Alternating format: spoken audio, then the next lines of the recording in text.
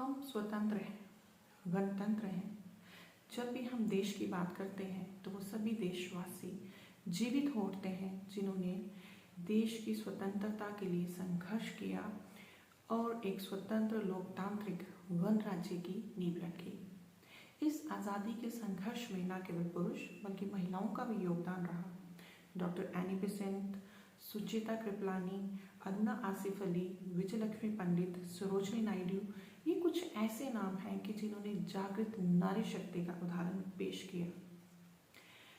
देश ने समाज में महिलाओं के योगदान को तो जगह दी, परंतु गणराज्य बनने के बाद महिलाओं के गिरते लिंग अनुपात से ये बात साफ हो गई कि आज भी नारी विकास और सशक्तिकरण के लिए महिलाओं को जागरूक करना और शिक्षित करना बहुत ज़रूरी है। नमस्कार, मैं Jyoti, teacher at government middle school Bariyar, government schools of Jammu province के पेज पर आपका स्वागत करती हूँ।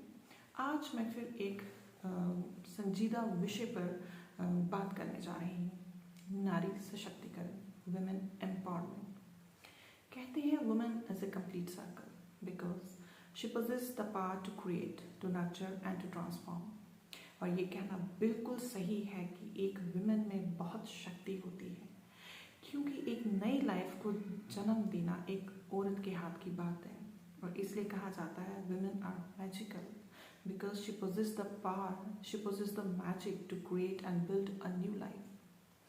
परंतु अगर हम कुछ समय पहले की बात करते हैं तो जो महिलाओं की दशा है वो काफ़ी खराब सी होती जा रही है। और कहीं ना कहीं आप अगर देखोगे तो इसके लिए जो एक मेल डोमिनेटेड सोसाइटी है वो इसके लिए रिस्पॉन्सिबल है। और इस मेल डोमिनेशन होने के कारण कहीं ना कहीं महिलाओं को उनके अधिकारों से वंचित रखा जा रहा है।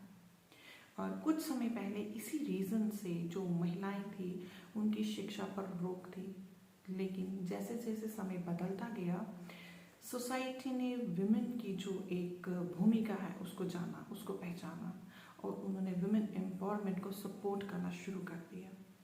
ये बात है 1848 की, जब एक इंडियन एजुकेटर सावित्री बाई फुले, जिन्होंने महिलाओं को शिक्षा न देने के खिलाफ आवाज़ उठाई। और यहाँ पे मैं आपको एक बात बताना चाहूँगी कि सावित्री बाई फुले, इनको भारत की पहली महिला शिक्षक भी कहा जाता है और जिन्होंने ब्रिटिश शासनकाल के दौरान भी महिलाओं के अधिकारों को बेहतर बनाने के लिए भूमिका निभाई।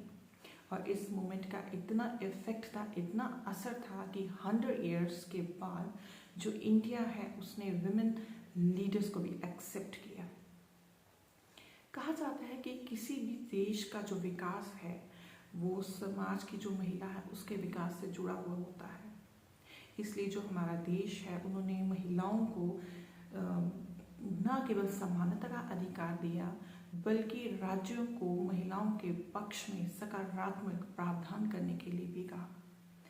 इन्हीं बातों को मद्देनजर रखते हुए या आप कह सकते हो कि आधुनिक युग की जो महिला है उनकी ज़रूरतों को समझते हुए हमारे देश के प्रधानमंत्री श्री नरेंद्र मोदी जी ने कई सारी नई योजनाओं की शुरुआत की, कुछ कानून में बदलाव लाए और जो कहीं ना कहीं मुझे लगते हैं कि नारी सशक्तिकरण के लिए जिन्होंने बहुत एक अहम भूमिका निभाई है। तो इसलिए सबसे पहले मैं कुछ कानून की बात करूँगी। सबसे पहले दहेज प्रथा की अगर हम बात करते हैं तो इसके लिए प्रिवेंशन ऑफ डाउरी एक्ट बनाया गया और जिसका मुख्य उद्देश्य था कि दहेज को बिल्कुल खत्म करना है। और इस कानून के तहत दहेज लेना और दहेज देना दोनों एक दंडनीय अपराध हैं। इसके बाद बात आ जाती है सेक्स डिटर्मिनेशन एक्ट। और इसका जो एक कानून का एक जो मुख्य उद्देश्य वो ये है कि जो भ्रूण हत्या है, फीमेल फेटिसाइड है, उसको पूरी तरह से रोकना है। Next, right to property act. इस एक्ट के अनुसार इस अधिनियम के अंतर्गत जो बेटियां हैं उनको अपने पिता की जो एक पैतृक संपत्ति है उसमें बराबर हक पाने का अधिकार दिया गया है। और इसके बाद मैं बात करूंगी ट्रिपल तलाक की। ये जो अधिनियम जो उसमें जो बदलाव लाया गया है मुस्लिम समुदाय की जो महिलाएं हैं उन्होंने इसको एक ऐतिहासिक फैसले की तरह लिया हुआ है। और ये फैसला जो है नारी सशक्तिकरण के लिए एक बहुत बड़ा कदम है, क्योंकि इस अधिनियम ने एक बहुत कई सालों से चलती हुई जो कुप्रथा थी उसको ख़त्म किया है। तो मुझे लगता है कि ये जो कानून है इनमें जो बदलाव लाए गए हैं कहीं ना कहीं नारी को एक बेहतर जीवन जीने का हौसला प्रदान कर रहे हैं। इसी के साथ मैं बात करूंगी कुछ योजनाओं की कि नारी को सशक्त करने के लिए भारत में कई सारी योजनाओं को भी शुरू किया है।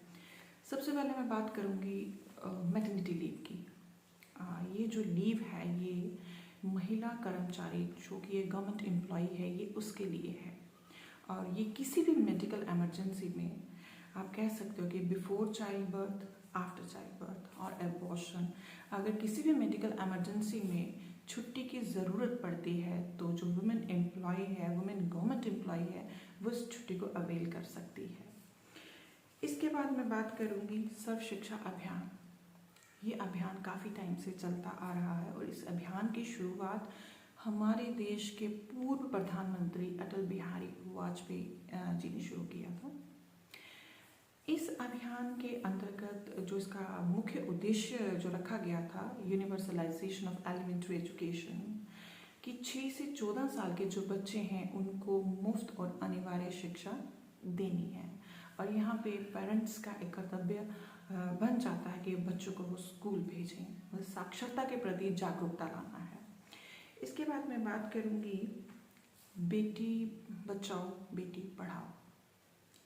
और इसके नाम से ही हमें पता चलता है कि ये अभियान आज भी अभी भी काफ़ी जोरों से चल रहा है।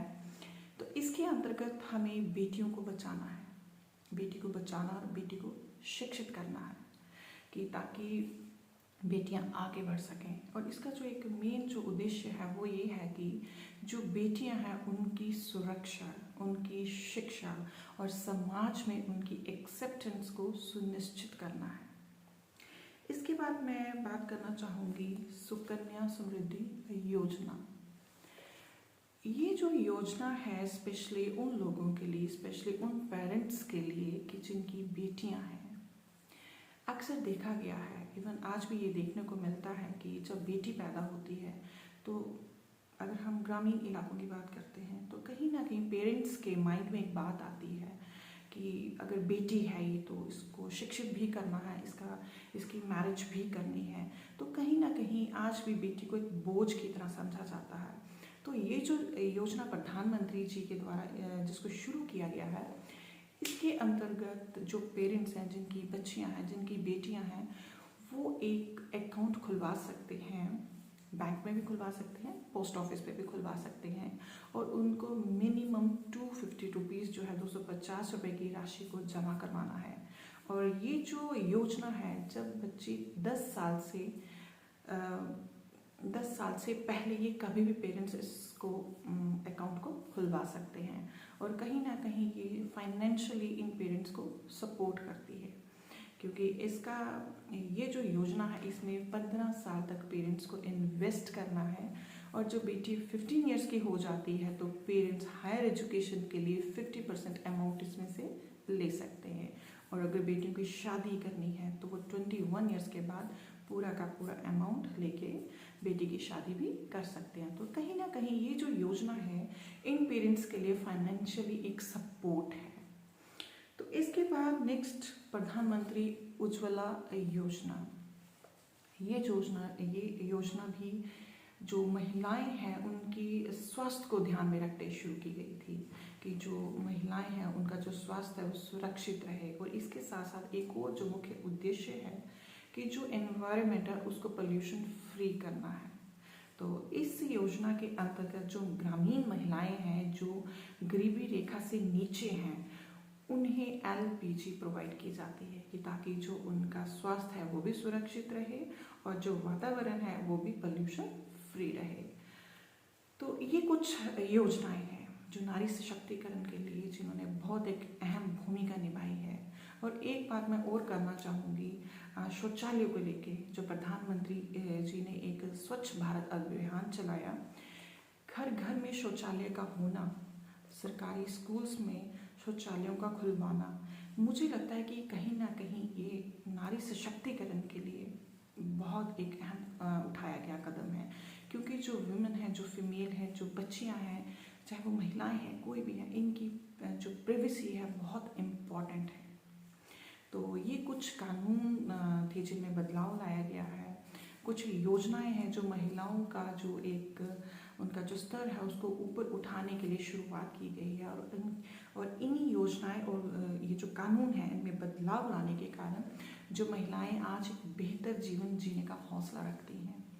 तो इसलिए मैं ये कहना चाहूँगी कि जो बेटी है उसको ज़रूर शिक्षित कीजिए, और महिलाओं को जागरूक करने का एक सबसे आसान और अच्छा जो एक तरीका है कि उनको एजुकेट करना। Do educate a girl child, क्योंकि कहते हैं कि if you educate a male you are educating only one person, but if you are educating a women it means you are educating the whole family. तो अंत में मैं आपसे यही कहना चाहूँगी कि डोंट जज a woman by the choices she makes in her life. Support her, try to stand with her, respect. Thank you.